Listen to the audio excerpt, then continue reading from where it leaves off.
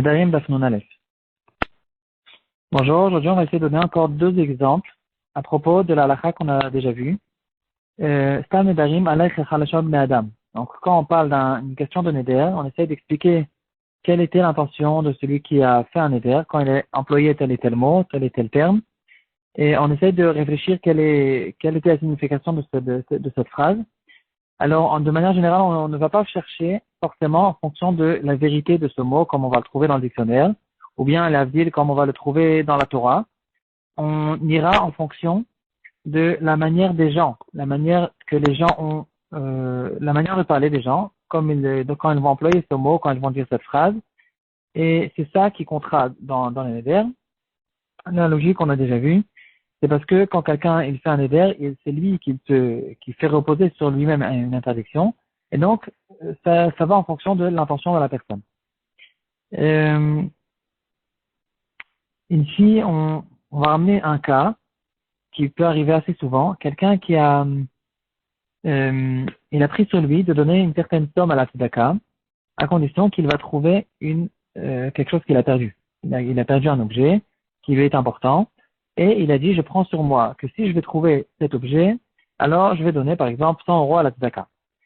Finalement, ce qui s'est passé, c'est que il a retrouvé qu'une partie de cet objet.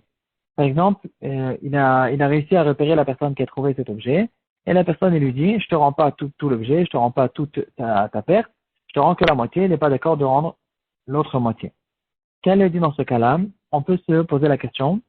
Il pourrait y avoir trois possibilités. Première possibilité, puisqu'il a trouvé, ça s'appelle qu'il a trouvé, alors il doit donner toute la somme à la tzedaka.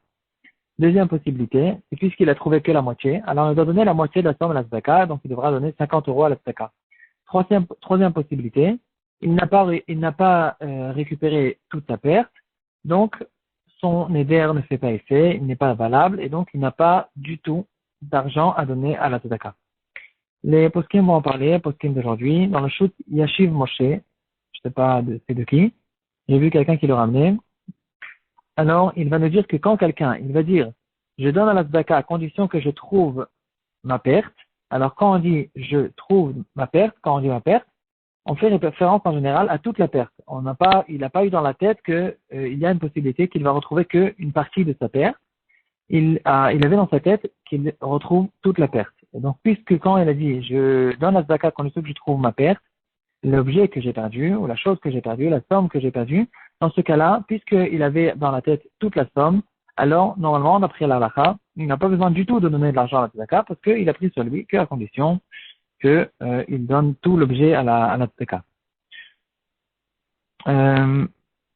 Il va nous dire quand même que pour une khumra, il serait bien qu'il donne quand même une partie de l'argent à la tzedaka, parce que quand même, il avait une certaine intention, il est content, il est content qu'il a trouvé quand même une partie de sa perte, et donc pour remercier à Hachem, pas à cause de son éder, mais puisqu'il a dévoilé au fait son intention qu'il est prêt à donner de la tzedaka pour retrouver sa perte, donc on peut quand même comprendre de deviner si quelqu'un lui demandait au moment où il a fait le neder.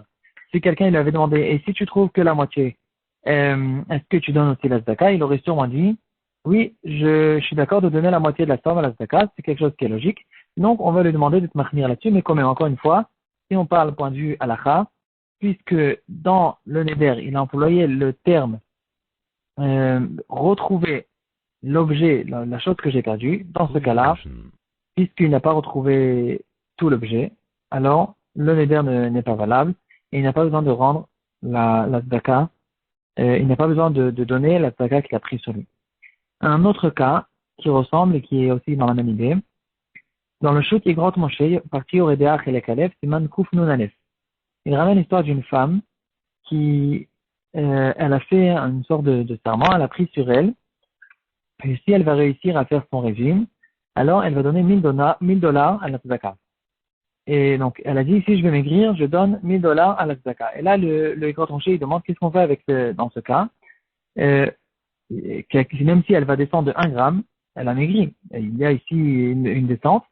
Est-ce que même un tout petit peu, si elle a maigri un tout petit peu, alors on considère que le neder il a été fait la condition du neder a été accomplie et donc elle doit donner les $1000 à la tzedaka. Qu'est-ce qu'on appelle, en fait, qu'est-ce que veut dire maigrir?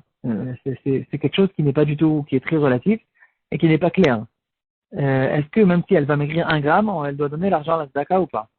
Et là, le grand Moshe, encore une fois, il va nous dire, dans ce cas de doute, alors ce que les gens appellent maigrir, c'est ça qui comptera dans son neder. Donc ici aussi, c'est que dans un moment où les gens ils vont commencer à lui dire qu'elle a maigri, que c'est visible, de manière extérieure, c'est pas qu'elle est descendue de 1 gramme, même peut-être pas de 1 kilo ou de 5 kilos. Du moment où c'est visible, donc c'est à partir de ce moment-là où on considère que le neder, la condition du neder a été faite.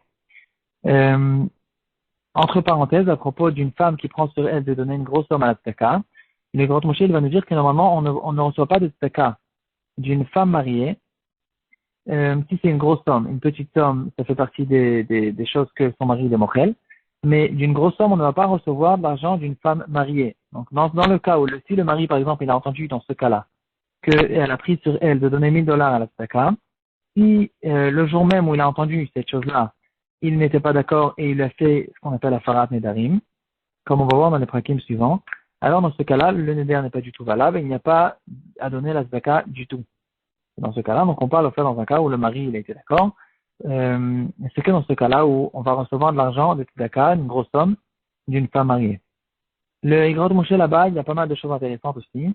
Il va poser la question de manière générale. Quand quelqu'un il fait un neder avec une condition, est-ce qu'on a besoin d'avoir toutes les halakhot de tnaïm, de conditions, comme deux personnes qui font un contrat? Alors il y aura des tnaïm, par exemple, tnaï kafoul, on a besoin de dire dans les deux sens. Si on va prendre notre exemple, si c'était une vente, alors elle devait dire si je vais maigrir, je donne 1000 € à la tzedaka et elle doit dire aussi le sens contraire. Si je ne maigris pas, alors je ne prends pas sur moi de donner les 1000 € à la tzedaka. Dans les dîners momonotes, c'est comme ça que ça marche, il faut faire un tnaï kafoul. Est-ce que dans les darim aussi, on a besoin de faire un tnaï kafoul? Il va développer ce sujet-là et mis à part ça aussi, il va nous dire en fait une halakha qui est plus ou moins claire. Il va dire que quand quelqu'un prend sur lui de donner la zakat dans tel et tel cas, alors c'est que à condition que le cas a été accompli, bien sûr, mais c'est aussi que quand ça va arriver. Donc, à condition que ça arrive, et quand ça arrive, c'est pas tout de suite qu'il a besoin de donner la zakat, c'est que quand il va retrouver sa perte, ou dans le cas où elle va m'écrire, c'est que dans ce cas-là où on a besoin de donner la zakat.